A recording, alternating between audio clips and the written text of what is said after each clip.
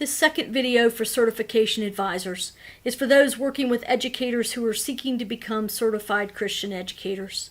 As you assist educators, whether they are paid professionals or volunteers who work extensively with their churches, you will want to be aware of the certification courses that are offered. This information can be found at www.pcusa.org/Christian educators. As the educator completes the coursework, your primary role is for encouragement and support. Courses that are offered outside those for certification may be accepted to fulfill course requirements, but please be sure that the educator has gotten confirmation from Martha Miller that these courses will be accepted. Certification courses are intended to assist the educator in developing greater knowledge and skills in the areas of biblical interpretation, Reformed theology, religious education theory and practice, worship and sacraments, human growth and faith development, and Presbyterian polity program and mission. Courses then provide the background for completion of the exam at the Certified Christian Educator level. Once all of the course requirements are completed, the educator must determine when to write and ask for the exam. This is an open book exam based around the knowledge and skills of the courses and an educational design that follows from them. It is to be completed 6 months to the day from the day it is requested.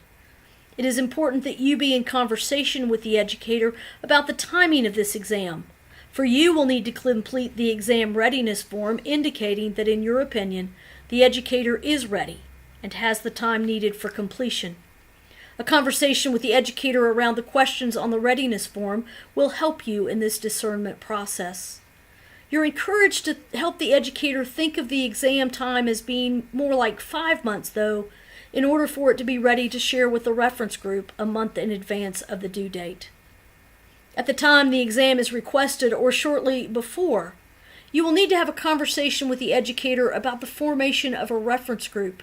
This reference group walks with the educator during the exam process and reviews and discusses the exam with the educator before it is submitted to the Educator Certification Committee. This reference group needs to include the following persons. 1, a staff colleague selected by the educator.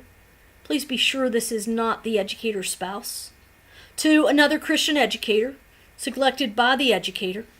1 who knows the educator's work, preferably already certified, but okay if not. 3, a representative appointed by the session or other council to whom the educator is accountable. When you meet with the session or council, you'll want to alert them of their need to appoint someone to the reference group and explain to them what's entailed. 4, the certification advisor, namely you. You will be the convener and moderator of this reference group. And finally, a representative from the appropriate committee in your presbytery, if there is one, that connects with educators in the process of certification.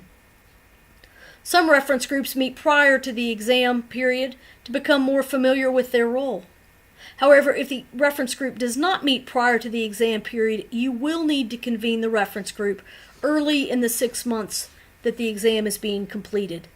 This initial meeting is a time to review the process that the educator has completed to this point and to review the role of the reference group in this exam process. This is the time to look at the calendar and determine when the educator needs to submit the exam to group members so that members can review it carefully, complete their evaluation forms, and be ready to discuss the exam with the educator. 4 weeks provides time for any rewrites suggested by the reference group to be completed. If there are changes that need to be made, the reference group may choose to meet again to discuss them, or they may choose to leave that discussion to you and the educator.